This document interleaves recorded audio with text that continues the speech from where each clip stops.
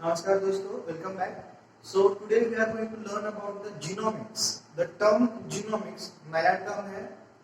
अभी के पहले के सिलेबस के अंदर वो genomics ऐसा कुछ टर्म नहीं था. So genomics means क्या है? टर्म का मतलब क्या निकलता है? तो देखते हैं. So आपको पता है gene. Gene it is a particular segment of DNA. DNA का एक particular टुकड़ा जिसे बोलते हैं जीन. जीन से बनता है डीएनए. पर्टिकुलर जीन के सीक्वेंस से मल्टीपल जीन्स मिलकर बनता है डीएनए. उसके अंदर थोड़ा जंक डीएनए जंक पार्ट भी आता है जो कि स्ट्रक्चरल पार्ट का रोल प्ले करता है. सो इससे बनता है डीएनए. डीएनए को दूसरा नाम है जीनोम. डीएनए को दूसरा नाम है जीनोम. मतलब कि जीन से बना हुआ उसे बोलते हैं जीनोम. मल्टीपल जीन्स जब एक साथ मिलते हैं तो उसे बोलते हैं जीनोम. सो जीनोम का स्टडी इज जीनोमिक्स.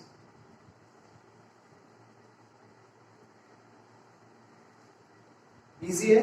जीनोम का स्टडी मींस जीनोमिक्स. बेसिकली इसके अंदर और जेनेटिक्स के अंदर डिफरेंस क्या है? मतलब एंटायर जेनेटिक्स और जीनोमिक्स अलग अलग क्यों होते हैं? वर्ड तो ऑलमोस्ट सेम लगते हैं genetics and genomics, but genetics के अंदर डीएनए का स्ट्रक्चर से लेके बाकी केमिकल प्रॉपर्टीज और बाकी वर्किंग के ऊपर ज्यादा फोकस रहता है. और जीनोमिक्स के अंदर जीन का रेगुलेशन, जीन का स्ट्रक्चर, जीन का वर्किंग एंड जीन का कैरेक्टर के अंदर कैसे तब्दील होना उसके ऊपर पूरा स्टडी डिपेंड रहता है. कि जीनोमिक्स के अंदर स्टडी होता है जीन्स का, स्पेसिफिक जीन्स का. जीन और उसके द्वारा जो आते हैं कैरेक्टर उसके अकॉर्डिंग. सो जीनोमिक्स के अंदर एंटायर जीनोम को, एंटायर डीएनए को सीक्वेंस किया जाता है. सीक्वेंस मींस व्हाट अपन बोलते हैं कि ए टी जी सी, ये नाइट्रोजन बेस से एंटायर डीएनए बना है. नाइट्रोजन बेसेस के वो स्ट्रैंड है. तो एंटायर जीन को, एंटायर सीक्वेंस को रीड करना प्रॉपर्ली. उसमें सीक्वेंस क्या है, कौन सी जगह पे कौन सा नाइट्रोजन बेस और कौन सा ग्रुप होगा जीन का, वो पूरा का पूरा सीक्वेंस करना, जिसको बोलते हैं जीनोमिक्स. सो जीनोमिक्स के अंदर अलग अलग पार्ट आते हैं. जीनोमिक्स के अंदर बेसिकली उसको दो पार्ट में डिवाइड किया जाता है. एक structural genomics and functional genomics. Structural genomics directly इसके वर्ड के अंदर ही है कि जीन का स्ट्रक्चर वो डीएनए के अंदर कहाँ पे प्रेजेंट है, कौन से लोकेशन पे, कौन से लोकस पे वो प्रेजेंट है, वो जीन का स्ट्रक्चरल पार्ट. और उसके अंदर कौन से न्यूक्लियोटाइड्स है, कौन से न्यूक्लियोटाइड का कॉम्बिनेशन क्या है, उसे बोलेंगे हम लोग structural genomics. And second one is functional genomics, कि वो जीन के द्वारा कौन सा कैरेक्टर अपीयर होता है और अगर वो जीन को कुछ अफेक्ट हो जाए तो कैरेक्टर में क्या बदलाव आ सकते हैं, उसका स्टडी करना फंक्शनल जीनोमिक्स. तो इसका बेनिफिट क्या है? इतना जीन का सीक्वेंस जान के या फिर जीन का लोकेशन जान के हमें उसका बेनिफिट क्या है, उसका एप्लीकेशन क्या है? So it is very important and upgrading upcoming line science के स्ट्रीम में. सो जिसके अंदर जीन थेरेपी, आपने सुना होगा कि जीन थेरेपी थ्रू बहुत से जो डिसऑर्डर्स है जो कि अपने जन्म से ही अपने साथ आते हैं, जिसको कोई मेडिसिन या फिर इलाज नहीं है, तो उनको भी जीन थेरेपी से इजीली ठीक किया जा सकता है. उसी के साथ साथ नए नए मेडिसिन, जैसे नए नए वायरसेस आते हैं, नए नए इन्फेक्शंस आते हैं, तो उनके लिए नए नए मेडिसिन भी हम जीनोमिक्स से, जीन थेरेपी से रेडी कर सकते हैं, तैयार कर सकते हैं. हर एक अलग अलग ऑर्गेनिज्म का, जैसे कि बैक्टीरिया, माउस, जो भी अपने आजू बाजू में अपने सराउंडिंग में प्रेजेंट है, उनका जीन सीक्वेंस, उनका जीनोमिक्स का स्टडी करके हम लोग उनके ऊपर भी रिसर्च कर सकते हैं. Not for only research but for our application based. जैसे कि किसी ऑर्गेनिज्म से, प्लांट से मेडिसिन बनता है, तो वो मेडिसिन एक्चुअली जीन कौन सा जीन प्रोड्यूस कर रहा है, वो केमिकल कौन सा प्रोड्यूस हो रहा है. सो इस तरह का स्टडीज भी जीनोमिक्स के अंदर होता है. It is not limited to only on organisms. Plant का भी बहुत सारा स्टडीज इसके अंदर इंक्लूडेड होता है. जैसे नए नए क्रॉप प्रोडक्शन, नए नए प्लांट्स का, सीड्स का प्रोडक्शन, की जिसमें डिजायर्ड कैरेक्टर अपने को चाहिए वो आ सके, इसके लिए भी जीनोमिक्स का यूज होता है. एग्रीकल्चर फील्ड में जीनोमिक्स बहुत ही आगे बढ़ चुका है. अपने इधर जो भी अभी सीड्स आ रहे हैं वो सब हाइब्रिड सीड्स आते हैं, कि जिससे मैक्सिमम प्रोडक्शन अपने को मिल सकता है या फिर मैक्सिमम प्रोडक्शन हम लोग कर सकते हैं. एग्रीकल्चर फील्ड के अंदर भी ऑर्गेनिजम्स रहते हैं, जैसे कि मिल्क प्रोड्यूसिंग वाले काऊ, बफेलोज वगैरह, उसके साथ साथ चिकन, गोट, जिनका यूज भी अपने एग्रीकल्चर फील्ड में भी होता है. तो उनका भी जो प्रोडक्ट्स आते हैं, मिल्क, एग्स, चिकन जैसे प्रोडक्ट्स को इनहांस करने के लिए, उनका प्रोडक्शन बढ़ाने के लिए उनके अंदर भी जीन का मॉडिफिकेशन मैनिपुलेशन होता है और उसके कारण अपने को मैक्सिमम प्रोडक्ट गेन होता है, मैक्सिमम प्रोडक्ट अपने को हम लोग एक्वायर कर सकते हैं। तो जीनोमिक्स का ऐसे बहुत सारे एप्लीकेशंस है, ना कि ओनली रिसर्च फील्ड और एग्रीकल्चर, उसी के साथ साथ मेडिसिन, फार्मास्यूटिकल और इंडस्ट्रियल बहुत सारे जीनोमिक्स के एप्लीकेशन। तो बात करते हैं ह्यूमन जीनोम प्रोजेक्ट की। ह्यूमन जीनोम प्रोजेक्ट जीनोमिक्स का ये मेजर पार्ट या फिर जीनोमिक्स के अंदर, जीनोमिक्स सब्जेक्ट के अंदर किया गया है एक मेजर रिसर्च, ह्यूमन का जीनोम सीक्वेंस करना, ह्यूमन जीनोम को रिवेल करना। तो इसके अंदर ह्यूमन के एंटायर जीनोम को, मतलब हर एक सेल के, अपना सेल के अंदर का डीएनए, एंटायर 46 टू 46 क्रोमोसोम पूरे के पूरे सीक्वेंस करके उनके अंदर का जीन का लोकेशन, कौन सा जीन कहाँ पे प्रेजेंट होता है, उसका एक्सप्रेशन कैसे होता है, ये एंटायर इंफॉर्मेशन वहाँ पे रिवील किया गया। प्रोजेक्ट स्टार्ट हुआ था 1990 में और वो तकरीबन 10 साल तक चला और 2003 में कंप्लीट जीनोम सीक्वेंस अपना रिवील हुआ। Genome sequence, human genome sequencing करने का मेन पर्पस था कि एंटायर जीनोम का लोकेशन, जीन्स का लोकेशन हमें पता करना था। उसी के साथ साथ जो भी डिफॉर्मेशंस होते हैं या फिर डिसऑर्डर्स प्रोड्यूस होते हैं वो कैसे होते हैं, क्यों होते हैं, उनके ऊपर ट्रीटमेंट, ये ह्यूमन जीनोम में से, ह्यूमन जीनोम प्रोजेक्ट में से उसे ट्रीट करने के लिए जीन थेरेपी वगैरह के लिए बहुत सा इम्पोर्टेंट स्टडीज था।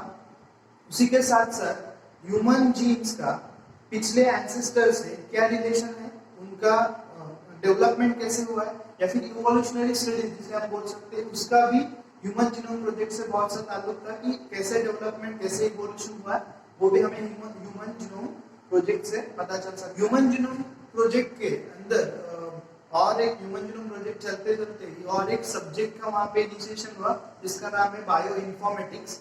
जो भी जीनोम सीक्वेंस अभी रिवेल हो रहा था उसको कंप्यूटर के लैंग्वेज के फॉर्म में स्टोर करना, उसे इंफॉर्मेटिक्स के फॉर्म में स्टोर करना, और ये एक नया आईटी और बायोलॉजी का कॉम्बिनेशन, ऐसे एक नया लाइन स्टार्ट हुआ, वहां से एक नया सब्जेक्ट का इनिशिएशन हुआ जिसका नाम दिया गया बायो इन्फॉर्मेटिक्स। बायो इन्फॉर्मेटिक्स के साथ साथ ह्यूमन जीनोम प्रोजेक्ट के बारे में अगर बात करनी है तो ह्यूमन जीनोम को ब्रेक किया गया सेवरल पर्टिकुलर सेगमेंट्स को, और वो सेगमेंट्स को स्टोर करने के लिए, वो सेगमेंट्स को एक्सप्रेशन देखने के लिए और बाकी का स्टडीज देखने के लिए अलग अलग ऑर्गेनिजम्स, अलग अलग सेल्स का यूज किया गया, जैसे कि E coli bacteria, yeast, Drosophila, एक फ्रूट फ्लाई जिसे हम बोल सकते हैं, राइस एक क्रॉप, उसके अंदर भी अपने ह्यूमन के जीन्स को स्टोर करके रखा गया था। ऐसे बहुत सारे ऑर्गेनिजम्स का सीक्वेंस या फिर जीनोम का यूज किया गया अपना जीन्स, अपने ह्यूमन के जीन्स को स्टोर करने के लिए और उनका इफेक्ट देखने के लिए। ऐसी ऑर्गेनिजम्स को बोलते हैं मॉडल ऑर्गेनिजम्स, जिसमें मेनली बैक्टीरिया के अंदर आता है ई कोलाई, यीस्ट के अंदर आता है सैक्रोमेसिस सेरेविसी।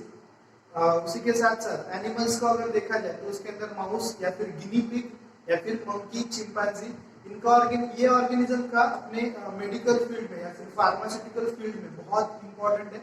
जीनोमिक्स के साथ साथ उनका ये फील्ड में, फार्मा फील्ड में भी बहुत सारा यूज होता है।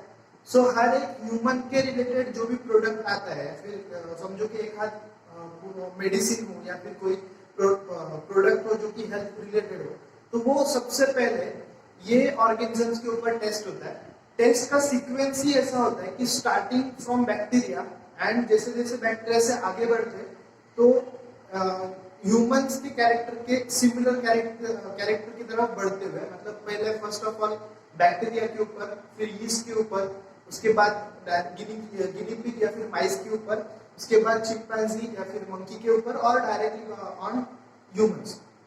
सो ये चेन सीक्वेंस, ये एक पर्टिकुलर सेगमेंट क्रॉस करने के बाद ही कोई भी human health related product market में लॉन्च हो पाता है या फिर मार्केट के अंदर उसका सेलिंग चालू होता है। इसके ये टेस्टिंग के सिवा कोई भी प्रोडक्ट मार्केट में आ नहीं सकता या फिर कोई भी प्रोडक्ट को लॉन्च नहीं किया जा सकता। उसका टेस्टिंग इसके लिए बहुत इंपॉर्टेंट है। सो यही जीनोमिक्स सब्जेक्ट के अंदर एक इम्पोर्टेंट रिएक्शन या फिर इम्पोर्टेंट प्रैक्टिकल आता है जिसका नाम है DNA fingerprinting. Mostly criminal cases के अंदर या फिर जो हम लोग सीआईडी के अंदर देखते हैं कि डॉक्टर सालुंके वगैरह डीएनए मैच करके देखना, या फिर क्रिमिनल का डीएनए और जो भी जो सबूत मिला है उसका डीएनए मैच करके देखना। तो ऐसे जो वर्क्स है फॉरेंसिक लैब वाले, वो उसके अंदर का एक कॉमन प्रोसेस जिसे बोलते हैं डीएनए फिंगरप्रिंटिंग। तो डीएनए फिंगरप्रिंटिंग बेसिकली किसी डीएनए को दूसरे डीएनए के साथ कंपेयर करने का प्रोसेस है, या फिर हम लोग बोल सकते हैं कि डीएनए आइडेंटिफिकेशन मेथड, कि जिसके अंदर अननोन डीएनए को नोन डीएनए के साथ मैच करके देखा जाता है कि वो सिमिलर है या फिर डिफरेंट है। सो डीएनए फिंगरप्रिंटिंग के अंदर बेसिकली कंसेप्ट ये है कि हर एक ऑर्गेनिज्म का, मतलब अगर ह्यूमन का भी अगर एग्जांपल है, तो अपने सराउंडिंग वाले हर एक ह्यूमन का डीएनए के अंदर मतलब 99.9% तो सिमिलर पार्ट रहेगा, लेकिन 1.1% ऐसा पार्ट रहता है कि वो इंडिविजुअली स्पेसिफिक रहता है। मेरा डीएनए दूसरे से कहीं से मैच नहीं होगा, वो सिर्फ मेरे ही डीएनए से मैच होगा। सो इसी कंसेप्ट का यूज करके पर्टिकुलर पर्सन को आइडेंटिफाई करने के लिए, पर्टिकुलर पर्सन को जानने के लिए डीएनए फिंगरप्रिंटिंग प्रोसेस का यूज होता है। सो डीएनए फिंगरप्रिंटिंग के अंदर सेवरल प्रोसेसेस होते हैं, सेवरल प्रैक्टिकल्स होते हैं। सो प्रोसेसेस कौन से? So first of all isolation of DNA, second one is digestion और restriction, third one is gel electrophoresis, उसके बाद में southern blotting, selection of DNA probe, hybridization and last one is photography. So एक एक करके देखते हैं हम लोग कि प्रोसेस में क्या क्या होता है। सो first of all isolation of DNA. Isolation of DNA means what, कि सेल के अंदर न्यूक्लियस, न्यूक्लियस के अंदर डीएनए। प्रोकैरियोट का बात करेंगे तो भी फिर सेल के अंदर, साइटोप्लाज्म के अंदर डीएनए। सो वो डीएनए को सेफली वो सेल से सेपरेट करना विदाउट डैमेजिंग, ये बोलने को इजी है लेकिन करने में बहुत ही डिफिकल्ट प्रैक्टिकल है। सो आइसोलेशन ऑफ डीएनए के अंदर सेल को सेल डेब्रिस से बाहर डीएनए को आइसोलेट करना, सेपरेट करना और सिर्फ डीएनए का सस्पेंशन क्रिएट करना, जिसके अंदर बाकी कोई भी इंप्यूरिटीज ना हो, ओनली डीएनए एग्जिस्ट हो। सो आइसोलेशन ऑफ डीएनए के अंदर डीएनए को सेल से बाहर निकालते हैं। अभी सेल से बाहर निकालने के लिए first of all cell wall को ब्रेक करना पड़ेगा, सेल मेम्ब्रेन को ब्रेक करना पड़ेगा। यूकैरियोट हो तो फिर न्यूक्लियर मेम्ब्रेन को ब्रेक करना पड़ेगा। उसके साथ साथ सेल के डेब्रिस मतलब कि जो ब्रेक डाउन हुए प्रोडक्ट्स और बाकी ऑर्गेनेल्स को डीएनए से अलग करना पड़ेगा। सो इसके लिए सेंट्रीफ्यूगेशन मेथड यूज होता है, अल्ट्रा सेंट्रीफ्यूगेशन, हम लोग to be more specific ultra centrifugation method use होता है, जिसके अंदर सेल सस्पेंशन को, जो जिसके अंदर डाइजेस्टिव एंजाइम्स मिक्स किए, तो वो सेल सस्पेंशन को 10,000 to 12,000 आरपीएम तक रोटेशन स्पीड पे घुमाया जाता है, जिससे कि सेल का डीएनए और सेल डेब्रिस दोनों सेपरेट हो जाते हैं। ऑब्वियसली सेल डेब्रिस का मास या फिर वेट डीएनए से बहुत ही ज्यादा होने के कारण वो पूरे सेटल डाउन हो जाते हैं उसके बॉटम पे, और उसके टॉप लेवल पे या फिर टॉप सस्पेंशन के अंदर डीएनए अपना प्रेजेंट होता है। सो इस तरह से आइसोलेशन ऑफ डीएनए, डाइजेशन या फिर रेस्ट्रिक्शन प्रोसेस के अंदर सबसे इंपॉर्टेंट पार्ट होता है रेस्ट्रिक्शन सीक्वेंसेस, जिसे बोलते हैं वेरिएबल नंबर टैंडम रिपीट्स, यानी कि शॉर्ट फॉर्म में VNTRs। सो इसका मतलब क्या है कि एंटायर जीनोम सीक्वेंस के अंदर, एंटायर जीन के अंदर ऐसे सीक्वेंसेस रहते हैं जो कि मल्टीपल टाइम्स रिपीट होते हैं, जिन्हें बोलते हैं वेरिएबल नंबर टैंडम रिपीट्स, जो कि हर एंटायर डीएनए के अंदर मल्टीपल टाइम्स प्रेजेंट होते हैं। वो और उनका स्पेसिफिक लोकेशन ऐसा फिक्स नहीं रहता, हर एक इंडिविजुअल के अंदर उसका जो पोजीशन रहेगा वो अलग अलग रहेगा, मल्टीपल पोजीशंस के अंदर वो सिचुएटेड रहते हैं। समझो कि अगर ये डीएनए है एंटायर, तो उसके अंदर कहीं भी वो प्रेजेंट हो सकते हैं।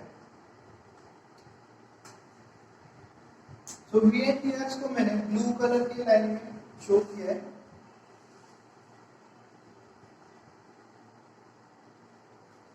तो जो रेस्ट्रिक्शन एंजाइम हम लोग यूज करेंगे तो वो VNTRs को ही कट करेगा, जिसके कारण बचा हुआ डीएनए फ्रैगमेंट्स में, मल्टीपल फ्रैगमेंट्स के अंदर डिवाइड हो जाएगा।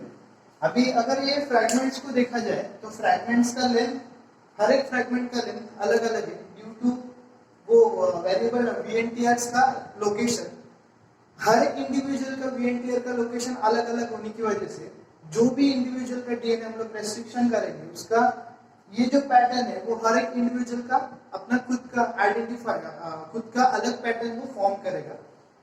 ये टेक्निक के बाद ये पैटर्न में अलग अलग साइजेस के डीएनए हमें मिल रहे हैं, तो वो इलेक्ट्रोफोरेसिस या फिर जेल इलेक्ट्रोफोरेसिस मेथड से सीक्वेंशियली अरेंज वीएनटीआरस को कट करने के बाद अगर हम लोग अपने डीएनए को देखेंगे और दूसरे के साथ कंपेयर करेंगे तो दोनों के डीएनए के अंदर फ्रैगमेंट्स के साइज और नंबर अलग अलग मिलेंगे।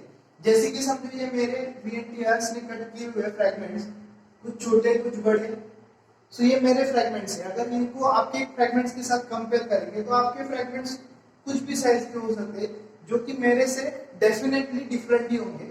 और इसी कंपैरिजन में मैं और आप, ये हम दोनों के डीएनए डिफरेंट होते हैं।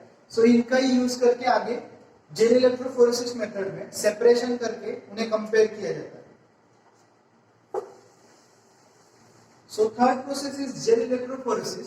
Gel electrophoresis, it is the process of separation of DNA fragments according to their molecular size or molecular weight by the help of electric impulses.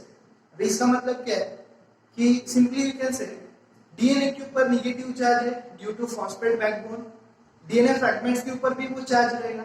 अभी DNA का जितना बड़ा फ्रैगमेंट उतना उसका चार्ज ज्यादा, तो ये चार्ज के अकॉर्डिंग और उसी के साथ साथ मॉलिक्यूलर साइज मतलब फ्रैगमेंट का लेंथ, फ्रैगमेंट का साइज के हिसाब से इलेक्ट्रिक इंपल्स को यूज करके उन्हें सेपरेशन करना, उन्हें सेपरेट करना या फिर अरेंज करना, इसे बोलते हैं जेल इलेक्ट्रोफोरेसिस।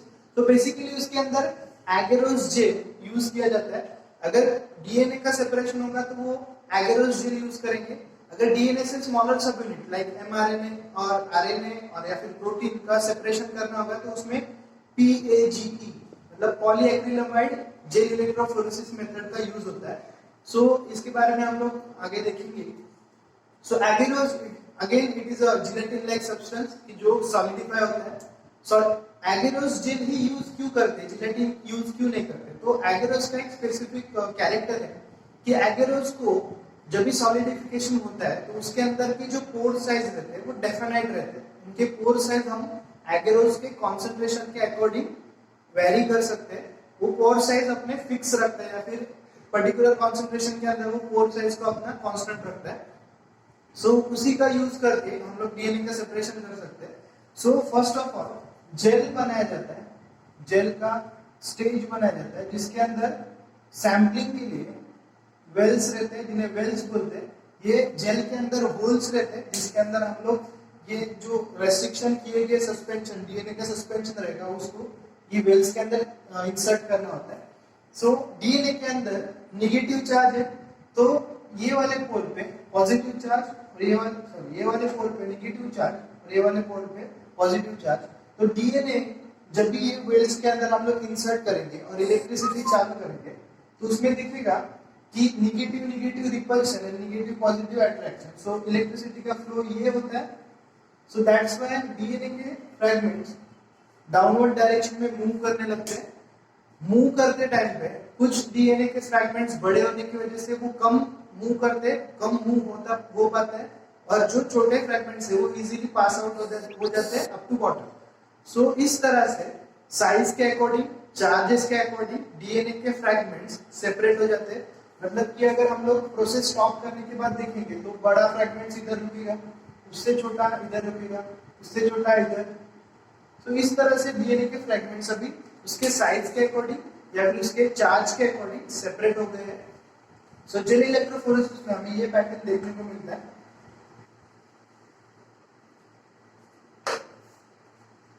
अगेन ये मेरे वाले फ्रैगमेंट्स थे जिसके अंदर मेरे वाले फ्रैगमेंट्स का साइज नोटेड था। अगर इसमें आपका सेगमेंट, आपके फ्रैगमेंट्स के, आपके डीएनए के रेस्ट्रिक्शन वाला सॉल्यूशन अगर उसमें इंसर्ट किए तो उसका सीक्वेंस में भी चेंज हो सकता है, तो उसके फ्रैगमेंट में भी ऐसे भी फाउंड हो सकते हैं। तो यानी कि हर एक इंडिविजुअल का डीएनए का सस्पेंशन या फिर जो भी हमें टेस्ट करना है तो उसका ये जो लाइनिंग पैटर्न रहेगा वो अलग अलग रहेगा, डिफरेंट रहेगा। और जिसके मैचिंग से, कंपैरिजन से हम लोग मैच कर सकते हैं कि ये ए और बी इसका सिमिलर दिख रहा है और सी का टोटली डिफरेंट दिख रहा है। तो हम लोग इस तरह से डीएनए को मैच कर सकते हैं, डीएनए के सैंपल्स को मैच कर सकते हैं। तो जेल के अंदर सेपरेट हुए ये फ्रैगमेंट्स को हम लोग डायरेक्टली देख नहीं सकते क्योंकि ये बहुत ही छोटे साइज के अंदर है और जो कि ट्रांसपेरेंट है, मतलब अपने डायरेक्टली हम लोग उसे ऑब्जर्व नहीं कर सकते। सो उसे ऑब्जर्व करने के लिए उन्हें फर्स्ट स्टेनिंग करना पड़ता है, डाइंग करना पड़ता है, और उसको डाई करने के लिए स्टेन यूज होता है वो ETBR, इथिडियम ब्रोमाइड। ये स्टेन से स्टेन करने के बाद उसको यूवी लाइट के अंदर हम लोग डायरेक्टली ऐसे बैंड्स के फॉर्म में हम लोग ऑब्जर्व कर सकते हैं। सो मतलब इलेक्ट्रोफोरेसिस होने के बाद उसको जेल को डायरेक्टली स्टेनिंग के लिए रख देते हैं। स्टेनिंग के बाद ही उसको ऑब्जर्वेशन हो पाता है। अभी यह ऑब्जर्वेशन जेल के फॉर्म में स्टोर नहीं कर सकते, तो वो स्टोर करने के लिए फोटोग्राफ के फॉर्म में कन्वर्ट करने के लिए आगे के प्रोसेसेस होते हैं, यानी कि southern blotting, selection of DNA probe and hybridization and photography. अभी इसके अंदर बेसिकली होना ये है कि जो बैंड्स अपने जेल के अंदर ये लोकेशन में हमें मिले, तो उनको फोटोग्राफ के फॉर्म में, शीट के फॉर्म में स्टोर करना है। तो ये बैंड्स को वो फिल्म के ऊपर ट्रांसफर करना पड़ता है। तो उसके लिए साउदर्न ब्लॉटिंग, DNA के लिए साउदर्न ब्लॉटिंग, RNA के लिए नॉर्दर्न ब्लॉटिंग। सो साउदर्न ब्लॉटिंग टेक्निक का यूज किया जाता है। इलेक्ट्रोफोरेसिस की रिजल्ट्स को स्टोर करने के लिए आगे के प्रोसेसेस होते हैं। अगर आपको वो स्टोर नहीं करना, तो डायरेक्टली हम लोग ETBR स्टेनिंग करके DNA को ऑब्जर्व कर सकते हैं, प्रोब्स को ऑब्जर्व कर सकते हैं, DNA के स्ट्रैंड्स को ऑब्जर्व कर सकते हैं, कंपेयर कर सकते हैं। अगर उसको स्टोर करना है, तो डायरेक्टली जेल को स्टोर नहीं कर सकते, क्योंकि वो फ्रैजाइल है, ब्रेक हो जाएगा और आपके रिजल्ट डिस्ट्रॉय हो जाएंगे। सो उसको स्टोर करने के लिए साउदर्न ब्लॉटिंग का मेथड यूज किया जाता है, जिसके अंदर इंपॉर्टेंट कंपोनेंट है नाइट्रोसेल्युलोज पेपर। नाइट्रोसेल्युलोज पेपर अगेन एक टाइप ऑफ पेपर है, जो कि जिसके ऊपर DNA जो बैंड सेपरेट हुए थे, फ्रैगमेंट सेपरेट हुए थे, वो अटैच हो जाते हैं। तो मेथड ऐसा है कि एक ट्रे दिया जाता है, उसके अंदर एक स्टेज प्रिपेयर किया जाता है, जिसके ऊपर अपना जेल, जो इलेक्ट्रोफोरेसिस हो चुका था, वो जेल को रख लिया जाता है। जेल के एग्जैक्ट ऊपर नाइट्रोसेल्युलोज पेपर को रख दिया जाता है और उसके ऊपर हेवी वेट रख दिया जाता है, जिसके कारण जेल के अंदर के DNA फ्रैगमेंट्स नाइट्रोसेल्युलोज पेपर के ऊपर मूव कर जाते हैं। और अभी ये नाइट्रोसेल्युलोज पेपर के ऊपर एग्जैक्टली वही सीक्वेंस के फॉर्म में DNA के फ्रैगमेंट्स हमें देख सकते हैं, हम लोग उसे विजुअलाइज कर सकते हैं। अभी वो नाइट्रोसेल्युलोज पेपर को प्रोसेस होने के बाद कम से कम 30-40 मिनट तक ऐसे रख दिया जाता है। उसके बाद एक प्रोब सिलेक्ट किया जाता है, जो कि DNA, जो सिलेक्टेड DNA उसको अटैच हो सके या फिर बाइंड हो सके, और जिसकी मदद से हम लोग उसे विजुअलाइज कर सके। सो साउदर्न ब्लॉटिंग में नाइट्रोसेल्युलोज पेपर के ऊपर अभी वो बैंड्स या फिर फ्रैगमेंट्स आ गए हैं। तो साउदर्न ब्लॉटिंग के बाद उन्हें विजुअलाइज करने के लिए फर्स्ट ऑफ ऑल DNA के प्रोब्स को सिलेक्ट करना पड़ता है, कि DNA को अटैच होने वाले, DNA को बाइंड कर सकने वाले प्रोब्स या फिर केमिकल इंडिकेटर्स या फिर रेडियोएक्टिव इंडिकेटर्स को DNA के साथ बाइंडिंग के लिए नाइट्रोसेल्युलोज पेपर के ऊपर अटैच किया जाता है, और प्रोसेस को बोलते हैं hybridization. So selection of probe means वो एजेंट को सिलेक्ट करना जिसे हम लोग विजुअलाइजेशन के लिए यूज करने वाले हैं। जैसे कि मैंने बोला ETBR, इथिडियम ब्रोमाइड, डायरेक्टली हम लोग कर सकते थे। सो प्रोब सिलेक्ट करने के बाद उसे नाइट्रोसेल्युलोज पेपर के ऊपर बाइंड किया जाता है या फिर अप्लाई किया जाता है। अप्लाई करते ही प्रोब्स और DNA जहाँ पे फ्रैगमेंट्स है, तो समझो अभी नाइट्रोसेल्युलोज पेपर हमने प्रोसेस में से निकाला, तो वो पूरा कंप्लीटली ब्लैंक रहता है। और जब भी सिलेक्शन ऑफ प्रोब, मतलब प्रोब सिलेक्शन किया गया, उसके बाद अगर हम लोग हाइब्रिडाइजेशन करेंगे, तो हाइब्रिडाइजेशन और फोटोग्राफी के बाद वो हमें बैंड्स वहां पे नजर आने लगते हैं। तो प्रोब्स वो DNA को बाइंड करते हैं, जहां जहां पे DNA वहां बाइंड हुआ है वहां पे जाके बाइंड करते हैं, और बचे हुए DNA प्रोब्स को वॉश आउट किया जाता है प्रोसेस के बाद, हाइब्रिडाइजेशन प्रोसेस के बाद, और उन्हें अंडर यूवी लाइट और या फिर स्पेसिफिक कंडीशन के अंदर, या मतलब जिस तरह से प्रोब सिलेक्शन होगा उसी के अकॉर्डिंग उनका विजुअलाइजेशन होगा। मतलब कि अगर रेडियोएक्टिव प्रोब सिलेक्ट किया तो यूवी लाइट के अंदर हम लोग उसे देख सकते हैं। एंटीबॉडीज, एंटीजन रिएक्शन के लिए प्रोब सिलेक्ट किया तो antigen antibody complex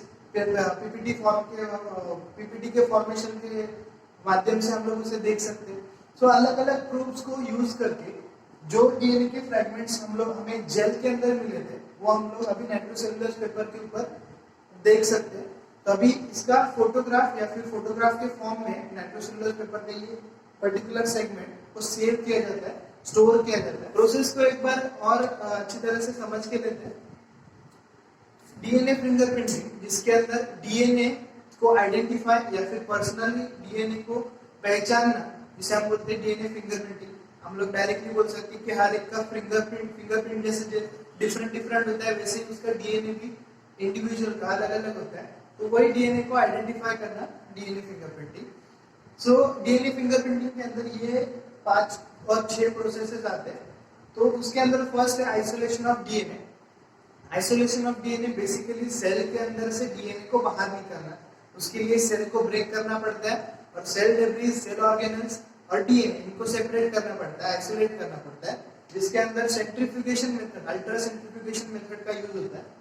next one is restriction और डाइजेशन। इसके अंदर अभी VNTRs को समझना पड़ेगा कि वेरिएबल नंबर टैंडम रिपीट्स, कि ये पर्टिकुलर सेगमेंट्स रहते हैं, छोटे छोटे सीक्वेंसेस रहते हैं, जो कि हर एक इंडिविजुअल के डीएनए के अंदर प्रेजेंट होते हैं। उनका लोकेशन डिफाइन नहीं रहता, लेकिन हर एक के अंदर उनका लोकेशन डिफरेंट रहता है।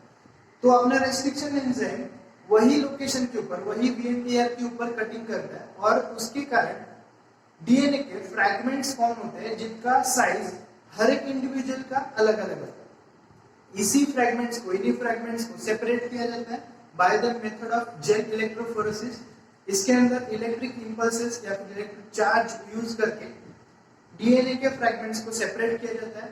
फ्रैगमेंट्स को सेपरेट करने के लिए उनका डीएनए का साइज, मतलब डीएनए फ्रैगमेंट्स का साइज, डीएनए के ऊपर का चार्ज, ये सब बातों को ध्यान में रख के उनको या फिर ये सब बातों को यूज करके उनको सेपरेट किया जाता है। सॉर्डन ब्लॉटिंग के अंदर जेल के अंदर जो फ्रैगमेंट सेपरेट हुए उनको नाइट्रोसेलुलोज पेपर के ऊपर ट्रांसफर किया जाता है, जैसे कि डायग्राम में हमने देखा। सो नाइट्रोसेलुलोज पेपर के ऊपर अभी ट्रांसफर हुए, लेकिन हम लोग उसे देख नहीं सकते, विजुअलाइज नहीं कर सकते। सो विजुअलाइज करने के लिए फर्स्ट ऑफ ऑल हमें पर्टिकुलर प्रोब, डीएनए प्रोब को वहां पे अप्लाई करना होता है। सो सिलेक्शन ऑफ प्रोब, मतलब अपने कंफर्ट के हिसाब से प्रोब हम लोग सिलेक्ट करते हैं और हाइब्रिडाइजेशन प्रोसेस के अंदर डीएनए प्रोब और नाइट्रोसेलुलोज पेपर के ऊपर अप्लाई करते हैं, जिसके कारण डीएनए प्रोब और डीएनए फ्रैगमेंट्स के अंदर बाइंडिंग होती है। बाकी के बचे प्रोब्स को वॉश आउट किया जाता है। अभी प्रोब्स वहीं पे बाइंड होते हैं जहां पे डीएनए प्रेजेंट होता है। हाइब्रिडाइजेशन प्रोसेस के बाद उन्हें विजुअलाइजेशन के लिए फोटोग्राफी या फिर विजुअलाइज किया जाता है अंडर यूवी लाइट वगैरह। सो विजुअलाइजेशन के बाद हमें इस तरह से डायग्राम के फॉर्म में बैंड्स नजर आते हैं। अभी इनको कंपेयर करने के लिए एक पॉइंट रह गया कि कंपेयर करने के लिए लैडर या फिर स्टैंडर्ड डीएनए फ्रैगमेंट्स यूज करते हैं। मतलब कि हम लोग समझो कि एक जगह पे कुछ सबूत मिले या फिर कहीं पे डीएनए के सैंपल्स मिले और वो सैंपल्स को क्रिमिनल के सैंपल्स के साथ मैच करना, तो वो सैंपल्स को एक साइड में रखा जाता है और जितने भी डाउटफुल पर्सन है उनको सैंपल्स के साथ, स्टैंडर्ड सैंपल के साथ कंपेयर किया जाता है। अभी आप लोग ही डायरेक्टली आइडेंटिफाई कर सकते हो कि क्रिमिनल कौन है या फिर ये डीएनए कौन किसका होगा। तो ए वाला कॉलम और सी वाला कॉलम, इनके अंदर मोस्ट ऑफ सिमिलरिटीज दिख रहे हैं, तो मोस्ट प्रोबेबली कि ए वाले डीएनए सी वाले पर्सन का ही होगा। सो फोटोग्राफी के बाद वो हमें डायरेक्टली हम लोग कंपेयर कर सकते हैं, विजुअलाइज कर सकते हैं और उसे स्टोर भी कर सकते हैं। तो ये मेथड का यूज कैसे करेंगे या फिर ये मेथड हमें कहाँ पे यूज हो सकता है। सो फर्स्ट ऑफ ऑल हमने देखा कि सीआईडी के अंदर जैसे क्रिमिनल्स को आइडेंटिफाई करने के लिए सैंपल्स मिला है और उसको क्रिमिनल के सैंपल के साथ मैच करने के लिए डीएनए फिंगरप्रिंटिंग यूज होता है। उसी के साथ साथ कभी कभी मैटरनिटी और पैटर्निटी को आइडेंटिफाई करने के लिए, यानी कि किसी गुमनाम बच्चे या फिर किसी का छोटे बच्चे का डीएनए अगर मिला और उसके माता पिता को ढूंढना है, तो उसके लिए भी कोर्ट कचहरी में डीएनए फिंगरप्रिंटिंग मेथड का बेस लिया जाता है। डीएनए मैच करने के लिए डीएनए फिंगरप्रिंटिंग का मेथड यूज किया जाता है। तो ऐसे मल्टीपल यूजेस है डीएनए फिंगरप्रिंटिंग के। सो हमने molecular basis of inheritance chapter को पढ़ा, बहुत सारे वीडियोस में हमने देखा, इंटरेस्टिंग था। पर ये क्या एक बात मैं बताना चाहूंगा आपको कि जेनेटिक्स और या फिर जीनोमिक्स जो भी सब्जेक्ट है हमने देखे, इसके अंदर टॉपिक्स देखे, जो जितने इजी लगते हैं या फिर जितने हमें पढ़ने में इजी लगते हैं वो प्रैक्टिकल के अंदर उतने ही डिफिकल्ट है। हर ये स्टडीज मॉलिक्यूलर लेवल पे स्टडीज हम लोग अगर देखने जाएंगे तो ये कोई टेस्ट ट्यूब या फिर बड़े बीकर में नहीं होता, ये एक पॉइंट ऑफ ड्रॉप के अंदर या फिर एक छोटे से माइक्रो ml के फॉर्म में छोटे क्वांटिटी के अंदर ये पूरे प्रोसेसेस होते हैं।